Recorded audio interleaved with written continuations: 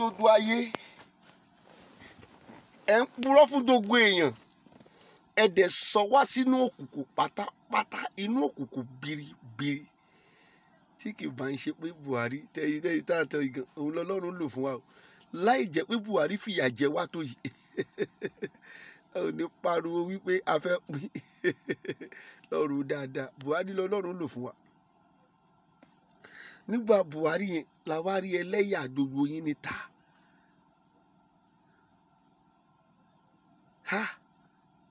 kò sí olórí kankan ní Nàìjíríà yìí olòṣì ní gbogbo wọn ẹni àdánù ni wọn ẹni òfò ni wọn ẹni ìbànújẹ́ ni wọn kò sí olórí kankan bó ti wù kó mọ kò ní dá fún ìwọ Láyé Muhammadu lórúkọ Jésù ni mo ń gbàdúrà yìí ikú òṣì ló máa kú gbẹ̀yìn ayé ò ní kúkú rere ẹ dẹ̀ ju gbogbo ọmọ Yorùbá pátá ẹ jù wọ́n sínú òkùnkùn ayérayé wọ́n ń pariwo COVID-19 COVID kìíní ẹ dá wa dúró sílé ẹ dá gbogbo nǹkan dúró sílé ẹ kó owó gbogbo yín wá ní báǹkì kiri ní abroad America UK 2 billion ní dọ́là nínú àkáǹtì yín kiri you use COVID-19 to enrich yourself ẹ wá ń gbé fake coffee kiri tí kò sí èèyàn kankan nínú ẹ̀ ẹ̀yin ẹ try yìí kẹtù ní ẹ fẹ́ ti Nàìjíríà nítorí COVID wàláì àti lórí ọba dé police station dé gbogbo ẹ̀ la máa ti bẹ̀rẹ̀ a máa wá máa sun yín lẹ́yọ kọ̀ọ̀kan nítorí pé ojú wa ti là forget about we don't fear you we don't fear the government we don't fear anybody we don't fear you our eyes are open. You cannot be doing what is bad and we keep silent. It is not possible. Àjọ ń tanra yín ẹ wọ́n nú kínní ẹ mú nose mask ẹ ń ti bẹnu ayé yín máa bàjẹ́ àìmọye èèyàn ló kú tí kì í ṣe COVID-19 ló pa nínú COVID-19 yẹn ebi dẹ̀ pa wọ́n tí àwa ń rí báyìí ládùúgbò wa ẹ pa àwọn ìyá oníyà dànù ẹ pa àwọn bàbá oníbàbá dànù fúnra yín nítorí pé ẹ̀yin fẹ́ enrich ara yín. No going back. What you will need, it is you to divide this country. Kò sí nǹkan tó kàn wá. Ẹ ṣáà ti divide Nàìjíríà kí Yorùbá máa lọ. Kí Ìgbò máa lọ ntì. Kí Haúsá náà sì máa lọ. Kò jẹ́ lọ. Ẹ divide Nàìjíríà fún wa. Ẹ jẹ́ ká máa lọ. Enough is enough. No matter tí ìran wa yóò bá ti jàjà yìí. Sí ìran tó tún lè jà mọ́ tó pé gbogbo àwọn pásítọ̀ yẹn ló lead mi lọ́dọ̀ àwọn pásítọ̀ o tí ìran wa tó rí tí kò bá ti lè ja ìjà tó wà nílẹ̀ ká dẹ̀ break Buhari has given us the opportunity to break this country because òun ló la ojú wa òun ló jẹ́ ká mọ̀ pé irọ́ ti pọ̀ jù ní ìgbà Buhari ni corruption pọ̀ jù láyé yìí ó lóun mú àwọn èèyàn tòótọ́ pé corruption irọ́ ló pa Buhari is the most corrupted president in Nigeria.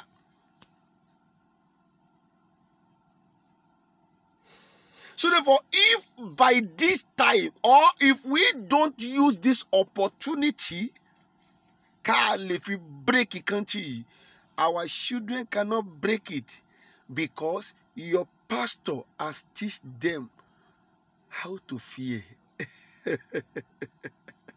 Your pastor has teach your children to keep silent, even when they see what is wrong. He said, your pastor has teach your children, teach what they be. He doesn't teach them to be brave. Teach you, even though when you see anybody that is doing bad things, just keep yourself. Don't say. Tá ò bá sọ síta báyìí, báwo lọ̀rọ̀ Yorùbá nation ṣe máa débi tó dé yìí? O mọ̀ pé ìgbà tá à ń rí ìwà ìbàjẹ́ wọn, tá à ń sọ síta, ló ṣe rí pé ọ̀rọ̀ Yorùbá nation níbi tó dé léni tá a dẹ̀ pé ó ní àpẹẹrẹ. Ibi tó dẹ̀ tún máa dé lọ́la àpẹẹrẹ ẹ̀ máa tóbi dáadáa. Tá ò bá sọ síta, báwo ló ṣe fẹ́ rí? but pastor ẹ ó ti tíṣì àwọn ọmọ yín bẹ́ẹ̀ tẹ̀tẹ̀yìn ò bá ti wá ja ìjà yìí kí n sọ fún yín ẹrú ni gbogbo àwọn ọmọ yín máa padà ṣe gbẹ̀yìn. We have known that Nigeria, it is a deceived country. It's a country that tó lè ti pọ̀ jù, wọ́n ti purọ́ jù, wọ́n ti bayé àwọn èèyàn jẹ́. Everything you hear from Nigerian politician, Nigeria president or government, it is lie.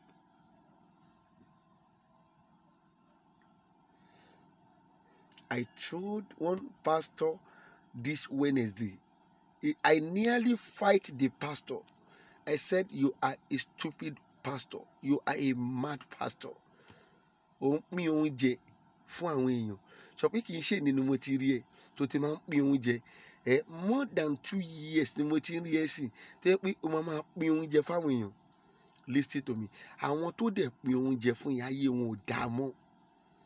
Tó ń pín oúnjẹ fún ní every Wednesday yẹn tó bá ti dé wọ́n á gbé oúnjẹ wá sádùúgbò wa wọ́n á láwọn wá pín. Ìjọ Wednesday tó kọjá yìí mo ní àlè láti bàjá because kíní yẹn ń bí mi nínú for over 2 years àwọn tó ń pín oúnjẹ fún yìí wọn ò ṣoríire. Listen to me. Wọ́n pa àwọn pastor yín ló ba ayé yín jẹ́.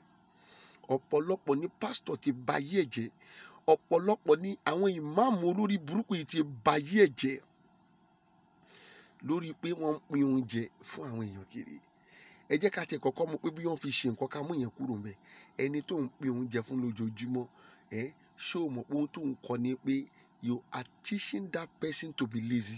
You know that you are giving them that food, you are not lazy. O lọ ń ṣiṣẹ́ ló fi ń rí owó yẹn.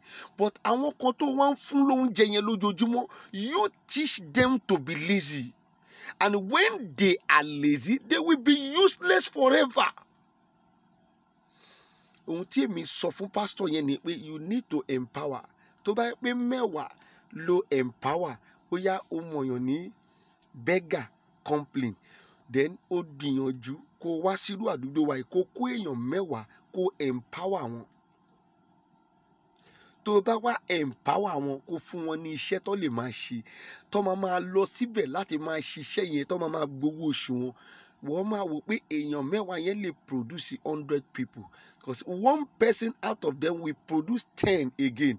Another person out of those people tó wọ́n empower will produce another 10 again. But oúnjẹ lẹ̀ ń fún wọn. Ẹ̀yin tẹ̀dẹ̀ ń gbọ́ oúnjẹ lè pé wọ́n tún ayé yín ṣe wọ́n ń ba ayé yín jẹ́ ni. I am driving from Mushin where I went to go and carry gbogbo àwọn aṣọ tá fẹ́ fi ṣe àwọn aṣọ tá fẹ́ fi ṣe rally ní on the 3rd yìí tí mo ti lọ gbé. Àwa ò béèrè owó lọ́wọ́ ẹnikẹ́ni o. Àwa ò ní kẹ́nikẹ́ni fún wa lówó. Ọlọ́run ló ràn wá lọ́wọ́. Èyí tó ràn wá lọ́wọ́ ní tó pé ọ̀rọ̀ Yorùbá jẹ wá lógún. Ọ̀rọ̀ ìwọ tó ń wò wá yìí ó jẹ wá lógún. We produce 100 nínú ẹ̀ ni mo kó wọnú mọ́tò yìí. Tó wà nínú mọ́tò èyí tó kún wà lẹ́yìn búùtù níbẹ̀. We produce 100. Ibi tí mo ti ń bọ̀ àwọn ọmọ kọ́kọ́ dé ni wọ́n wá bẹ̀rẹ̀ sí nu gíláàsì mo ní please don't má nu gíláàsì mi. Jẹ́ kí n sọ fún ẹ ní aago 5 ni mo tó sùn tó pé mo ṣe night vigil. Today is Saturday mo ṣe night vigil. Nígbà tó di aago 7 mo ti jí gẹ́ragẹ́ra gbogbo ohun tí mo fẹ́ ṣe mo sáré lọ ṣe. Ìgbà tó di aago 9 mo lọ sí Mushin. Nígbà tí mo wá ń bọ̀ kí ni ìwọ ń ṣe? O fa igbó títí dojú àná. Mo ń sọ fún nìyẹn o. Ìwọ fa igbó títí dojú òru àná. O tún jí ní èní yìí. O ní apá, o ní ẹsẹ̀, o ní ojú, o tún wá tún dúró sí ojú títì. Ohun tó jẹ́ wípé I can do myself. O wá mú igi o ló fi ń fọ gíláàsì mọ́tò mi. Mo ní I cannot give you kobo. Èmi tó rí tí mo yọ ewu orí yìí tí mo yọ ewu lórí yìí mo sì ń ṣe iṣẹ́. So since you have a leg, you have hand. Listen to me. Àwa la bá dúdú ẹ jẹ́. Ibi tó jẹ́ ká sọ̀rọ̀ sí ẹ ò ní sọ̀rọ̀ sí. Ẹ máa lè ń ṣàánú. Àánú wèrè wo lè ń ṣe? Àánú tẹ́ ẹ ṣe tẹ́lẹ̀ ti bà yí ọ̀pọ̀lọpọ̀ ènìyàn jẹ́. You make a lot of people to be lazy and you destroy their life like that. They need empowerment. not food that you were giving to them. Ọ̀pọ̀lọpọ̀ dẹ̀kẹ̀rẹ̀ ń fi oúnjẹ yẹn ṣe nǹkan mi. Àkọ́kọ́ gbé oúnjẹ yẹn lọ sí àwọn yàrá kan tó lẹ́yìn tó bá ti gbé dé.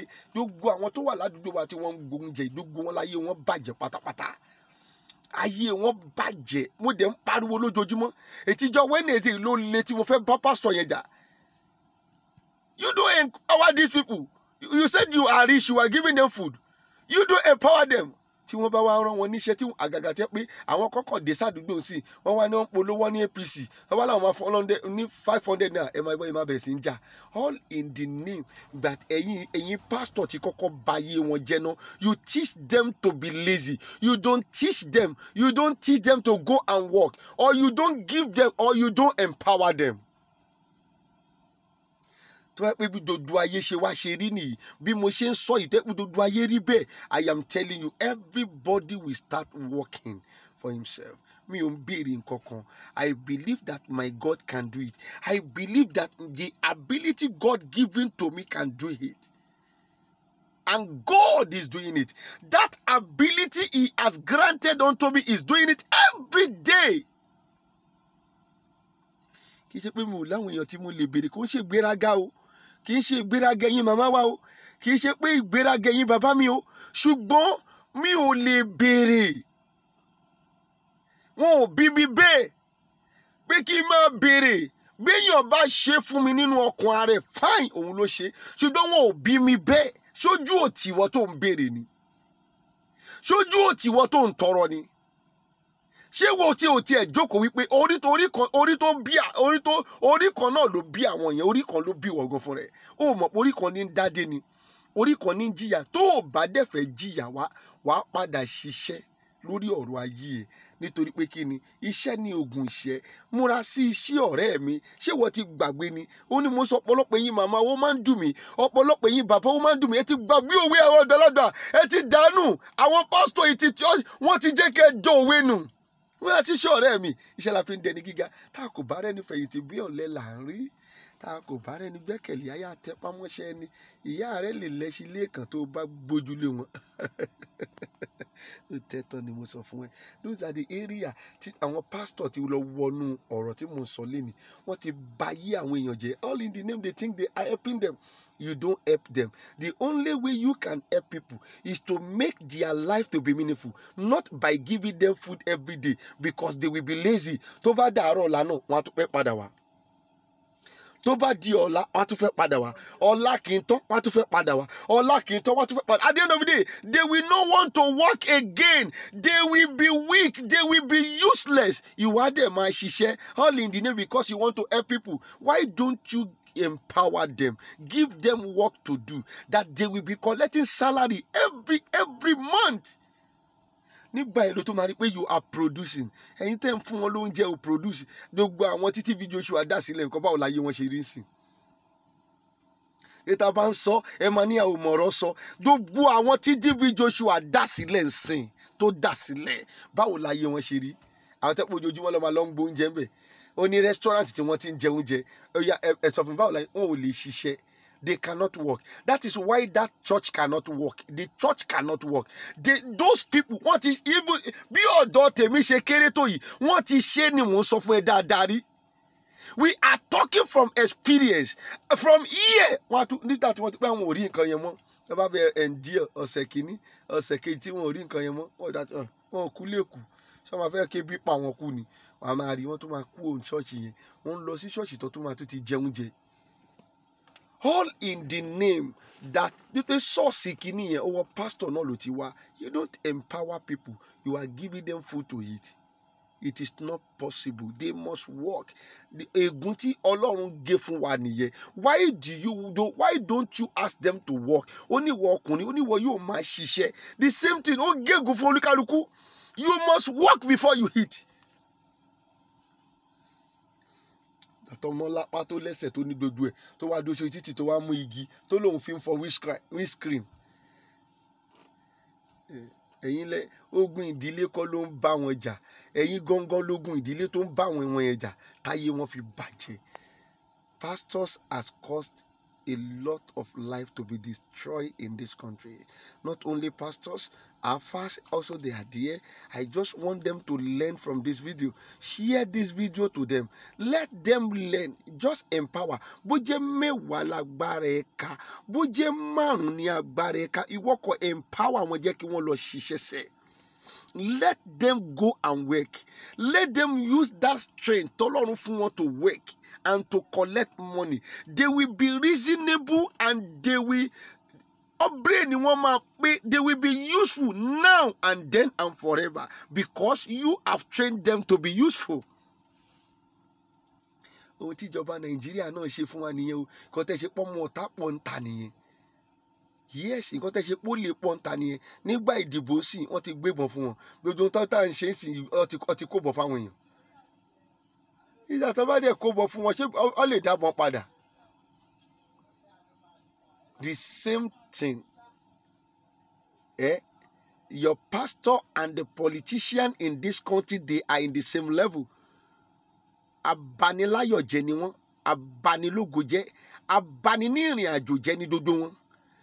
Until I break their unholy temple, I will not stop speaking about those useless pastors. Tẹ́lọ́ ń gbaṣọ lọ́wọ́ wọn tẹ́ ń dá bàtà. Àìmọye àwọn ìyá tó ti bà tí wọ́n jẹ́. Ṣèbí pásítọ̀ ni ohun tí mò ń rí ni tó ti bàtà yé wọn jẹ́ tí wọn ò lè dìde mọ́. Àìmọye obìnrin tí wọ́n ti bà tí wọ́n jẹ́ tí wọn ò lè dìde mọ́ láyé. Wọ́n pín aṣọ, wọ́n pín bàtà, gbogbo yẹn sáré ilẹ̀ lọ́dọ̀. Àìmọye bàtà tó ti kó lọ sínú omi. Àìmọye aṣọ tó ti kó lọ sínú omi. Àìmọye wíìgì tó ń dé sórí yẹn tó yẹ pé inú omi ni wọ́n ti kó jáde. Wọ́n láwọn pín fún ẹ. Ayé ẹ ti bàjẹ́ nìyẹn. A máa ṣaṣẹ́wó kiri. Ó mọ̀ pé ọ̀pọ̀lọpọ̀ wíìgì ló jẹ́ káwọn obìnrin máa ṣaṣẹ́wó kiri. Nígbà ayé bàbá wa, nígbà ayé àwọn màmá wa, kókò ní bá fọwọ́ kó obìnrin báyìí, inú máa bí ni tó kàn ṣe báyìí. Inú wa bí nísìnyí. Ìgbà tó ti bẹ̀rẹ̀ sí ń lo wíìgì tó ń pín kiri, inú omi ló ti ń ṣe. Dàbí ọ̀pọ̀lọpọ̀ obìnrin ti daṣẹ́wó. Wọ́n ti báyé wọn jẹ́. Devil use everything. Ó lo gbogbo ohun tó lè lò nípa ẹ̀ láti make sure pé òun rùnú ayé àwọn ènìyàn. Òun gbé wọn dé fire, kò fẹ́ kí wọ́n dé ìjọba Ọlọ́run. Well, those are the things we gather together that we stand, that make us to say Nigeria cannot work. We just need to break. Yoruba kì í jẹ ẹran tútù now. Yoruba kì í pa èèyàn kì í mú ẹ̀jẹ̀. Àwọn ìran tá a gbà wọlé, àwọn ni wọ́n fẹ́ bà dọ́tí wọn jẹ́. Wọ́n ọmọ kan tí wọ́n mú nínú ọ̀sẹ̀ yìí tó lọ pa ọ̀gá CEO of mi ò ń ka story wọn púpọ̀ ní wákàtí tí wò lọ́ọ̀kan mo kó ń bẹ́. Ṣọ́mọ Yorùbá ń pààyàn tẹ́lẹ̀ ni wọ́n ń pààyàn ṣùgbọ́n tó pé kọ́ṣọ̀ kan tẹ́ ẹ gbà wọlé, àwọn kọ́ṣọ̀ Fúlàní tẹ́ ẹ jọ ń gbé papọ̀, ẹ wá ti rí pé ìgbà tó pé Fúlàní ń pààyàn kò take any time láti má pààyàn náà.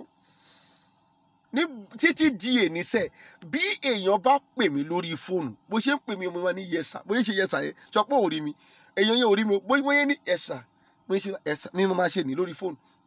Ọmọ kan wà wájú mi lé níbi tí mo ti ń dán orí mo ti ń receive call. Ó wà wájú mi nígbà táwa ṣe lórí dáàdi ẹni tẹ́ ò rí tẹ́ ń ṣe báyìí ẹ̀rà sà yẹsà. That is Yoruba culture. Wọ́n kọ́ wa dáadáa á dẹ̀ gbọ́. Ìwọ ọmọ tí wọn ò kọ́ mọ́ ni kò tètè lọ máa wá ẹ̀kọ́ ó máa sọnù. Ó máa ṣe kí ni ó máa sọnù. Kó má bàa sọnù la ṣe ní ká tètè pín ká lè kọ́ ẹ̀yin ọmọ yìí ní ìlànà àti ẹ̀kọ́ àti kọ́ṣọ́ Yorùbá padà. Ìjọ wo nígbà tó kọ́kọ́ bí àwa táwa máa padà tó wá máa dàgbà a ò rí kí àwọn ọmọ ọ̀dọ́ wa kí wọ́n wá máa wọ pátá kiri. Pátá wọ́n wọ ṣòkòtò wa wà níbi ìdí wọn níbi ẹsẹ̀ nísàlẹ̀ pátá làwa máa rí níta. Àwọn kan lọ kó kọ́ṣọ́ yẹn dé náà. They bring the culture, ọkọ culture wọn dé wọn wá bà culture wa jẹ́. Those are the concrete reasons that we say no, it cannot work. Let the Igbos go on their own way. Give them freedom. Let Yoruba go on his own way. Give us our freedom. Let Fulani go anywhere they want to go. If they want to go and die, let them go there. Let them go and die. That is all. So therefore, I want to round it up here. July 3rd, ẹ má kó àwọn èèyàn sí wàhálà.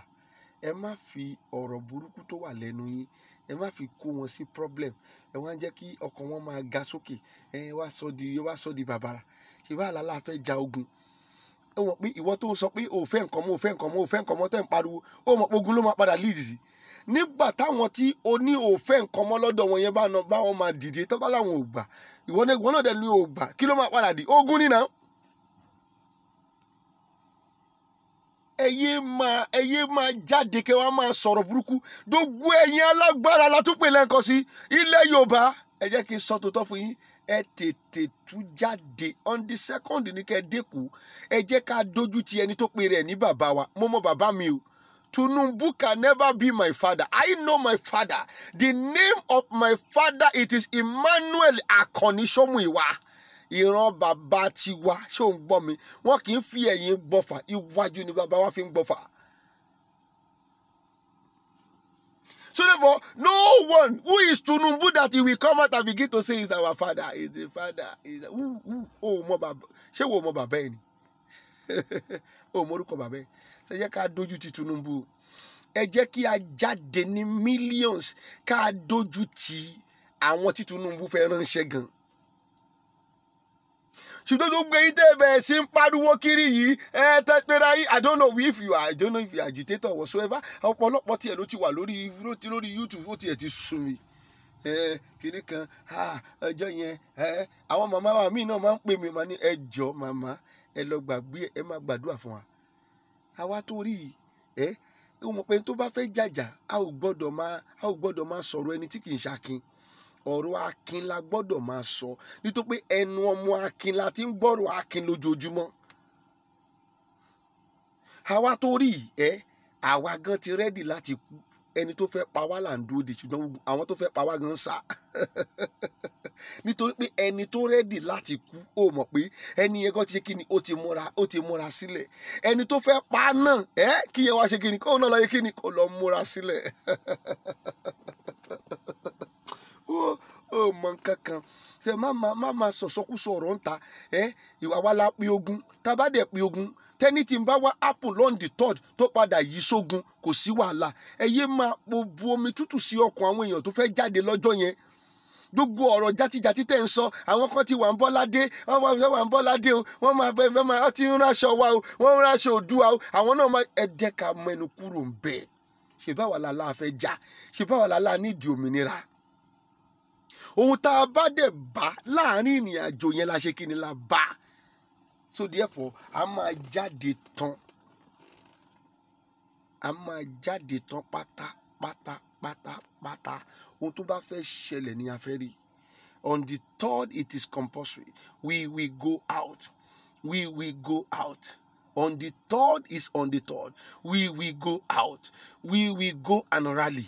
We will tell the government of Nigeria that enough, it is enough. What they are doing for us, ara wa ò gbà mọ́, a fẹ́ máa lọ, kò sọ̀rọ̀ ńbẹ̀.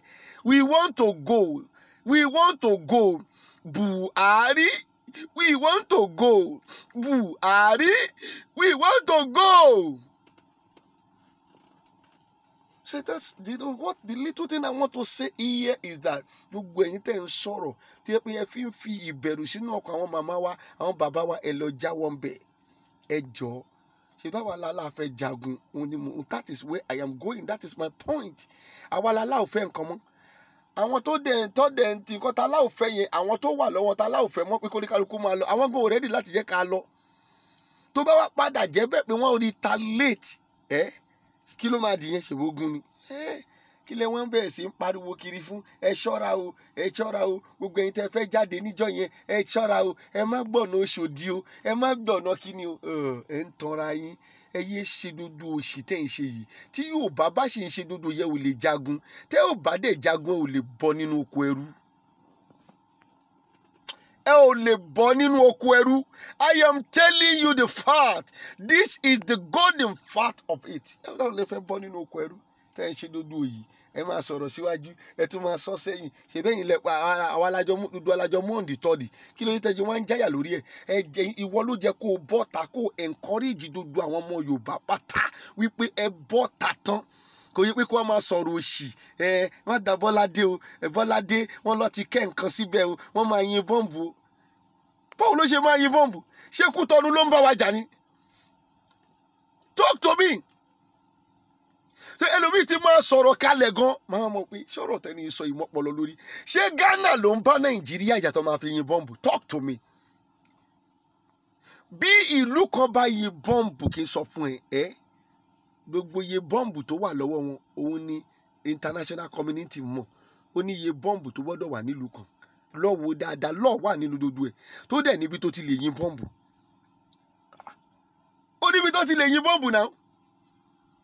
Kò possible.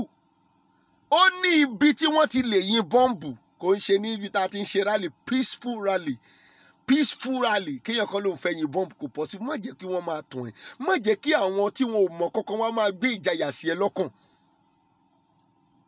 Enough is enough. Share fídíò yìí ṣé o ń gbọ́ mi? Enough is enough.